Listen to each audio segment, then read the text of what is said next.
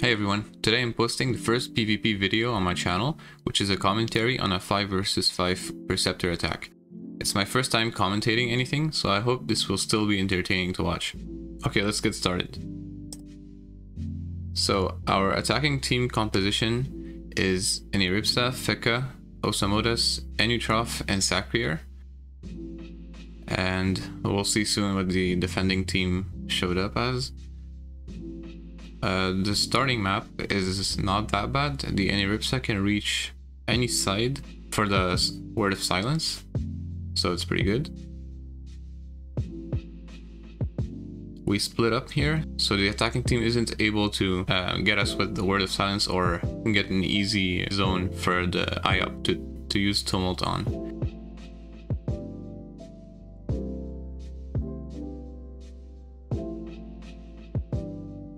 Okay, so they show up as Eniripsa, Feka, Osa, just like us, but they have an Uginak and an Eka flip.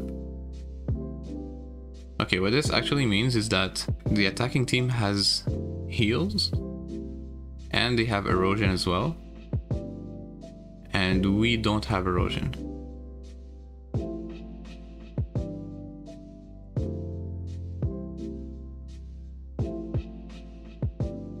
They have erosion with their Eka Flip and their Uginak, and we don't have any erosion actually. So they have the advantage composition wise. Let's see how this goes. I was playing Feka AP reduction in this fight. Our Eni is also AP reduction, which is normally the meta. And their Eni is like that as well. Our Enu is an int Enu. Their Uginak, I'm not sure yet. Okay, so the Eni, the Eni does Word of Silence here. Passes pretty well. Okay, so while I'm just watching what happens, I'm gonna continue telling which class is playing what build. Okay, so we don't know the Uginak yet. For the Eka Flip, I'm pretty sure he's playing Intelligence. Our Osamodas is playing most likely Agility, but we'll see.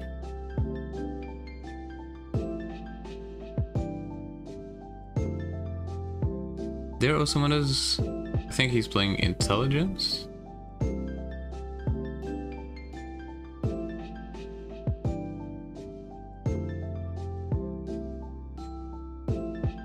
Okay, so our Enu just used Fire Damp Explosion on our Sacrier, which is really a strong combo. Basically what it does is that every time the Sacrier is healed, like just now, it does damage around the Sacrier, which is really strong because Strength Sac has, I forgot the name of the spell, but it's a spell that heals you every time you damage.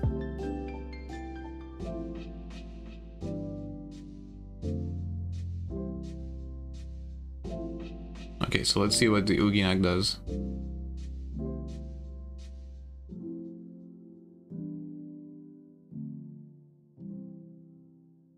Pursuit, so he's going to rush.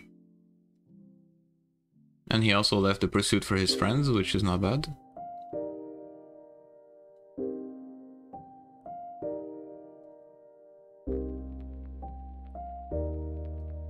Okay, he's focusing the satchel, which is a good thing to do. Okay, what do I do here? I don't remember the fight very well because we've played this a long time ago. So I'm like learning what happens at the same time as you. Okay, AP reduction on 2 people. I back up on the sack. Probably a rampart here to protect the Enu and the sack. And then Teteni the Yugi for protective glyph. Oh yeah, I was playing Ebony as well. Okay, so we're focusing the Uginak, I think.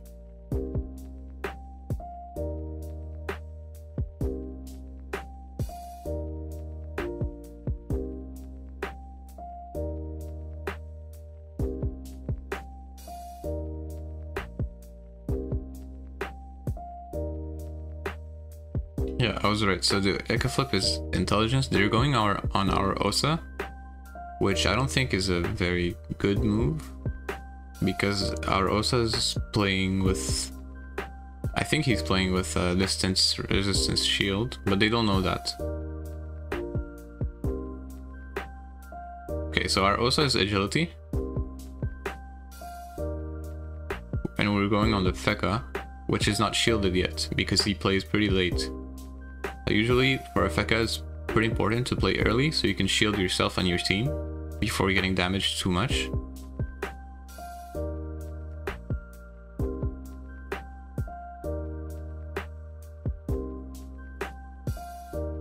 Yeah, he lost a lot of HP. And he even lost a lot of luck. Usually Fekas have luck to annoy people, but it's pretty cool that Osa can remove a lot of luck.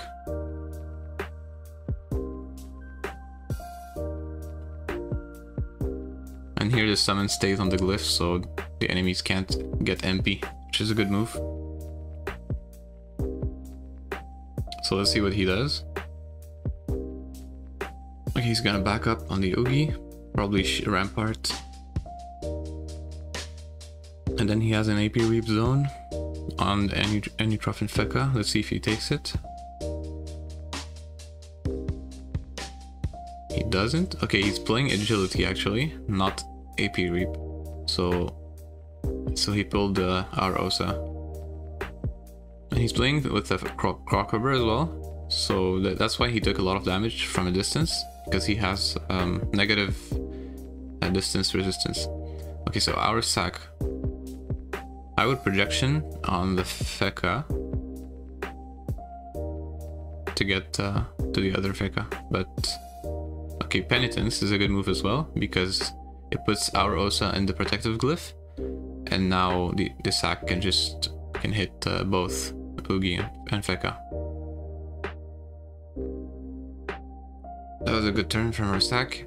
Let's see what their Osa does. We didn't really find out their element yet. I have a feeling they're intelligence, but we'll see. Yep, there we go. Okay, so Dragonic can be cast without line of sight. I didn't know that. Okay, so this is a huge problem that the Osamoda is intelligence, because we don't have erosion, and they have a lot of heals.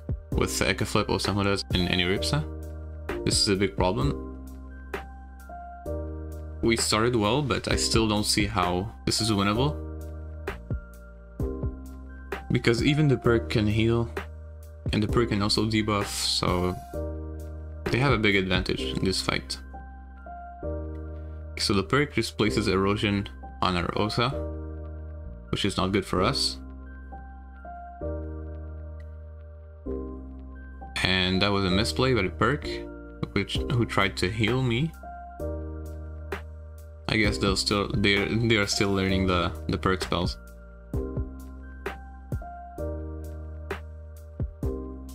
So Anuripsa unlocks himself, and let's see what he does. Maybe AP Reap on someone. Yeah, he could block the other Annie by going in the corner and pulling him. I don't know if he plays Servitude. Probably not.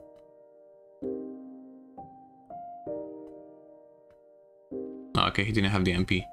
So there Annie pushes me.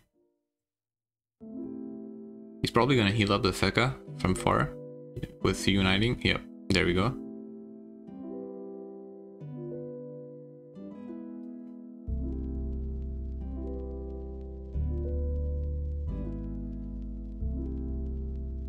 That's not a very good ending cell for this Annie. Okay, he removes MP from the Anu. Yeah, but this is not a good ending cell for the Annie because... Okay, he moved one, which is even worse actually. Because now our Annie can just go next to him, behind, yeah, in front of the wall, and he'll be very well locked. Okay, so let's see what our Annie Trough does here. Unlockable stick, acceleration. Not sure what he's gonna do. Okay, he takes the zone, kills the summon. He bribes the Echo Flip, so Echo Flip can't hit. This is very good.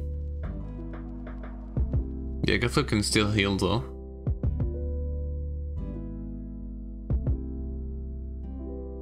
Okay, their Oogie pushes me to get back in front of the Osa, which is a good move. Oh, okay, Penitence.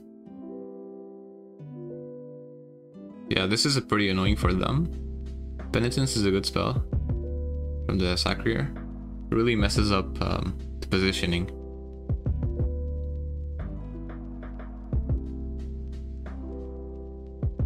Okay, what can I do here? Perfect, Feka Shield on Osamuras.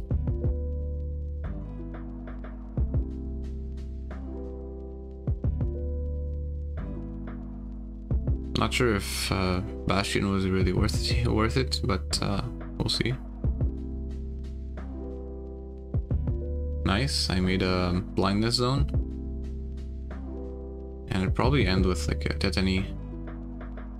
Okay, Protective Glyph is fine as well. I passed through with 2 AP. Oops. Okay, their Eka is pacified, so not sure what he's gonna do. Probably erode. There's nothing to heal, they're all full HP.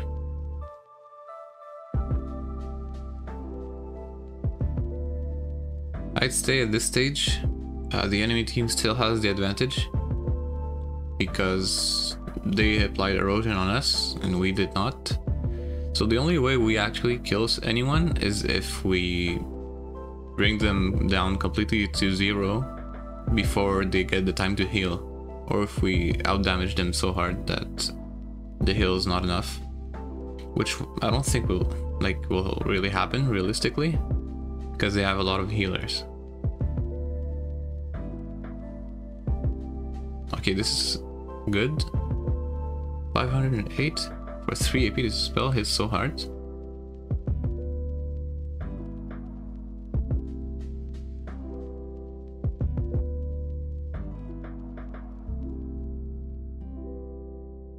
Osas can really like put a lot of pressure on in a single turn. It's crazy.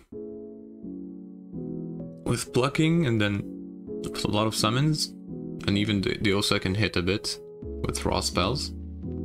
It's really a big burst of damage.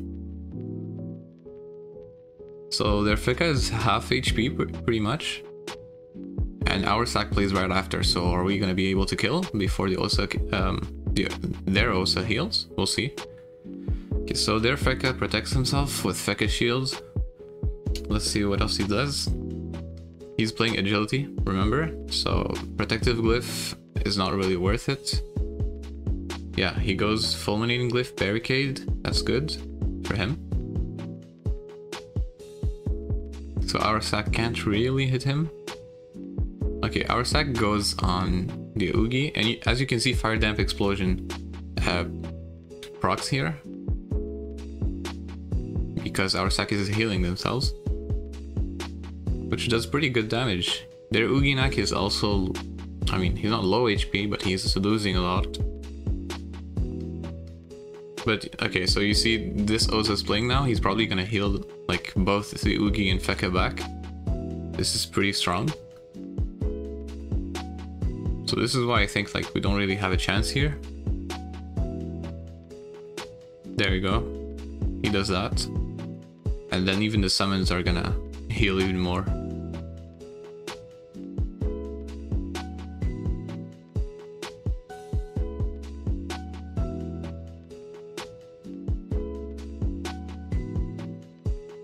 But this is not usually the meta at the moment. At the moment, the meta is playing with an IOP and an int IOP with Tumult and just like completely destroying the other team while they're still like in a small zone in early turns. But it's funny that in this fight we didn't have any IOP, even if like we attacked one of the biggest alliances.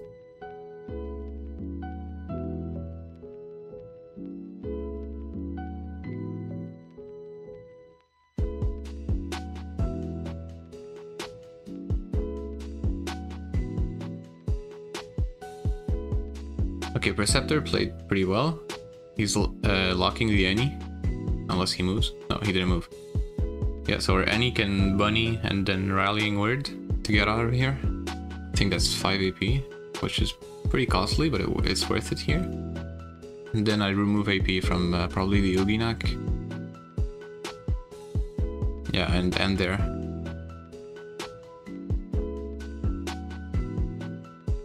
-3, that's pretty cool. Power on Enitrof and Feka, and then pushing perk so the Enu can move. That's good, but their Enu is probably gonna move the Enitrof back. But still, and then the ending position of our Eni is pretty good. So their Eni can't get out easily without putting a bunny either. I mean, as well.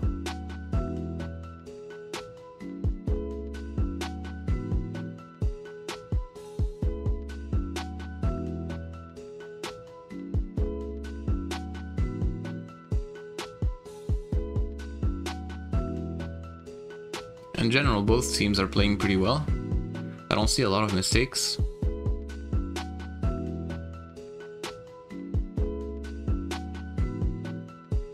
Okay, so our Enu, let's see what he does. Is he locked? Yeah, he's locked. It's not easy to get out of here. He can maybe summon next to him and then I think the spell's called Vivacity to swap with it. I don't know if he plays with that variant. Okay, yeah, he does. He does that. And then he can hit the Oogie. Oh, he can hit even more with that zone. That's pretty cool. So he cleans the summon. This is always nice. It hits a bit everyone. Debuffs the Uginak, which had power from the Eni. And we don't have to worry about debuffing erosion because we don't even have erosion.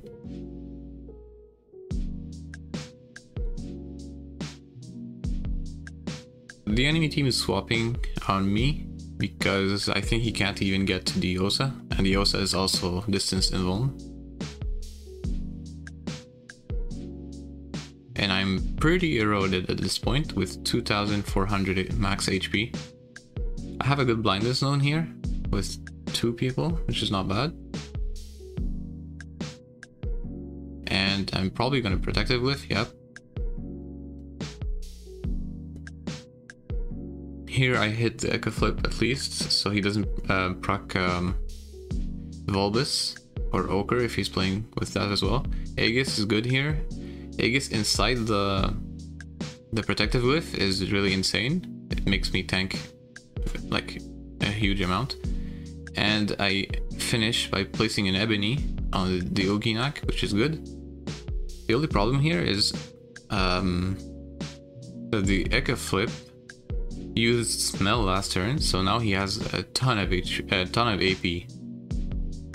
Okay, he goes on the Osa, which is also understandable because I put an Aegis there, and I moved at the end, which is great. So Osa can now put plucking, which to hit in a zone.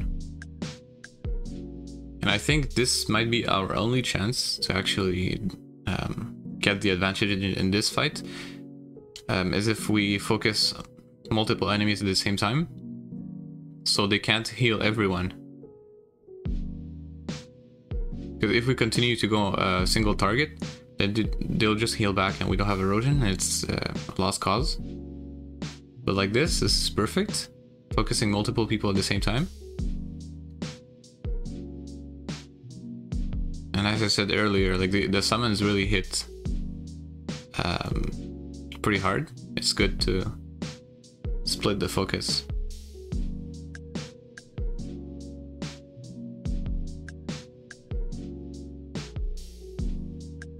This is perfect. So the Uginak almost died here, and then the Feka, no, the Feka is still full HP, but the Ugian lost a lot of HP, and their Osa is starting to lose HP as well. This is going well, especially since the Sacrier plays next, and the Feka can't really heal anyone. So the Ugi might die here. If not, then the Osa might also die. Okay, their Feka is trying to kill Aegis, which he does. Okay, he places another Aegis. No, I wouldn't have done that. Okay, so the sack should have went next to the Eka Flip and then just pulled with 2 AP. I think, no, it's not Fluctuation. Forgot the name of the spell. But 2 AP strength spell to pull the Uginak out of the Aegis and even hit the Eka Flip at the same time. Yeah, exactly. This influx. Okay, so the sack does that at the end, which is good. And even manages to kill the Uginak, which is awesome. So it started with misplay, but ended well. The sack corrected their mistake. Okay, so there Osa starts healing the Eka Flip. But let's see if he heals himself.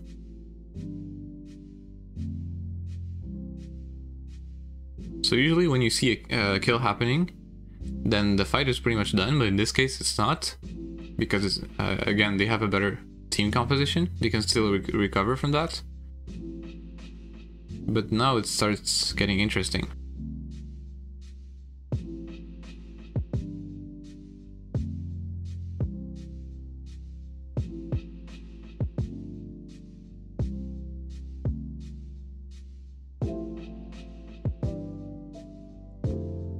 With the red wormling, I would have healed the Osa Modus.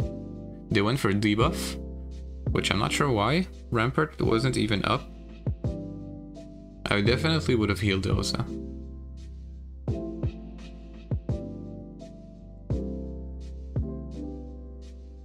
Okay, Perceptor, what is he gonna do? Maybe...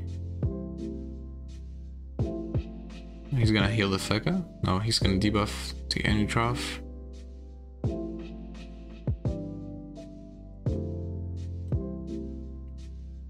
Okay, that's not a very impressive turn from the Perceptor, but the ending cell is pretty good, and erosion on Anutrof is always good.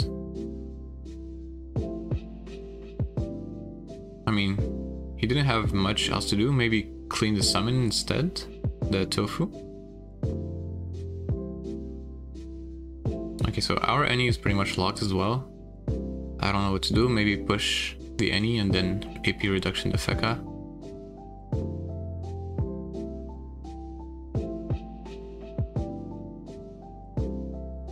Okay, AP reduction on the perk is pretty good. Usually, like, people don't really think about like focusing the perk, even though it's a good move right now.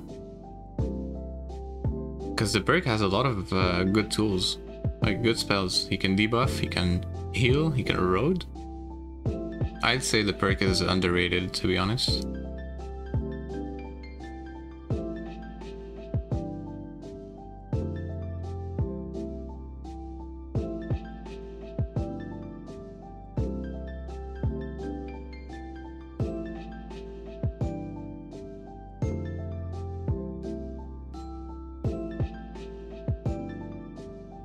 Okay, so the Enu, what is he gonna do? It's kind of sucks for him because he doesn't get good turns really. He can kill the Aegis here with his zone. I can't really ping cells at the moment, but because I'm commentating over the video. But he has his zone next to the Feka to kill the Aegis. He could have taken the perk in the zone, which might be a misplay. Okay, he debuffs the Feka, which is good.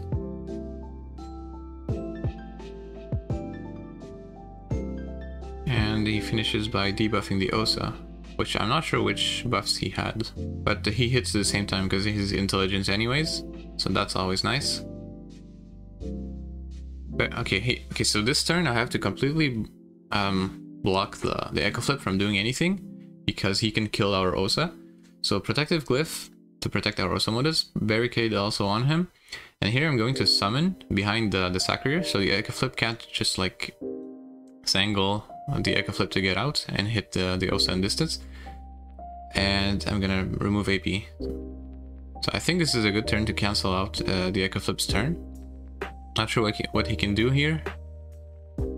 My goal is really to make our Osa live so he can keep damaging. Yeah, so he's completely blocked from every side, and the Osa is really well protected even with 1300 HP. Only thing I can see happening here is if the Echo Flip uses Craps to push the Sacrier out and then Sangle on the Arachne. But he doesn't do that, he erodes me instead and protects himself. And uses all or nothing to heal up. So that was a very good turn from my part. I'm not trying to brag here, but I managed to let the Osa continue living, which is good because now we see how the Osa is putting a lot of pressure on their Osa.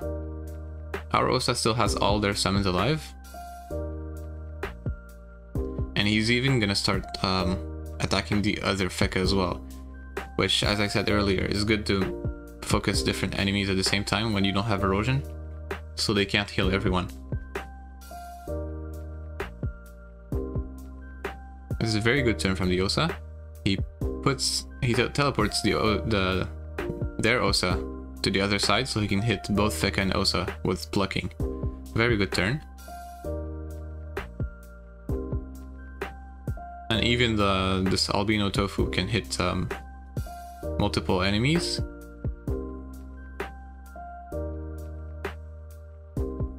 He even starts hitting the dragon, which is awesome. Okay, so their Osa is pretty much dead, 377 HP. I don't know how he's gonna protect him.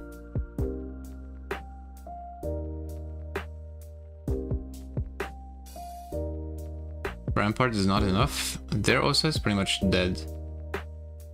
I'm starting to die as well, but it's fine. Yeah, our Sac can easily get to their Osa. Just with that 2 AP agility spell or projection on anyone really. Fluctuation works as well.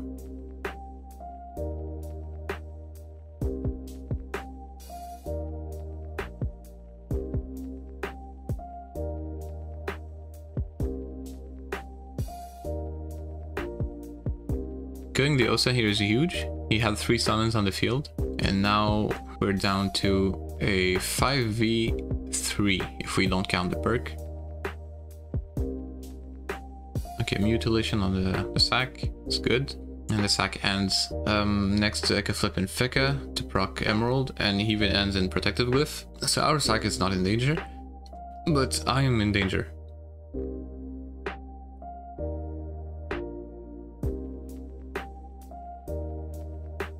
Maybe a better move for the Sac at the end of the turn would be to go in front of me, so I can't get debuffed like that and eroded by the perk. But it's not really a big misplay. So we finally took the advantage. I think this is pretty much won, because their Any doesn't have any damage. They're only left with 2 damage dealers, and we're outnumbering them. So I think this is going to be a win for us.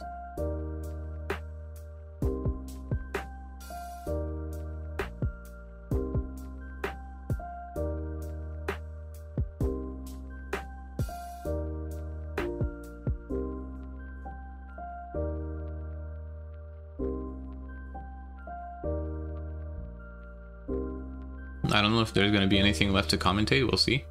Because when enemies start falling down, we start getting turns with like two people in the same team playing after each other, and this can put a lot of pressure on a single target. Like here, the Anytrough is playing, and then right after I'm going to be playing.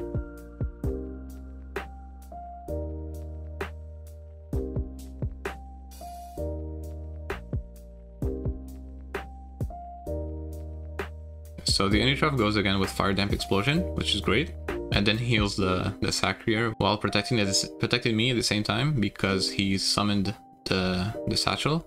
If you don't know what this Satchel does, he sacrifices people in an area of effect.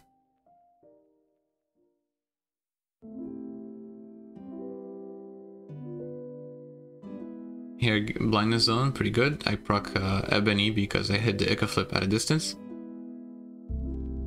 And here Tetany on the Feka, I hit pretty hard, I didn't expect that. Protective Glyph again, and Feka Shield. I don't even think the Echo Flip will be able to kill me. I'm back to max HP. They are quitting the fight. Who just quit? They're any just quit because they judged that the fight as unwinnable at this point, which they are right. Their Fricka is pretty much dying, so yeah, that's gonna be the end. Good game. Well played to the other team. They tried well. Not sure what they could have done to perform better. Maybe their focus choices were not great, but I'm really surprised we were able to win this without any erosion. I hope you guys liked this video, liked my commentating. As I said earlier, it's my first time commentating anything, so I hope this is not boring, and I hope this was an entertaining fight. So that's gonna be it for this video. If you enjoyed it, let me know. Maybe I'll commentate on more 5v5s, and I'll see you guys next time. See ya!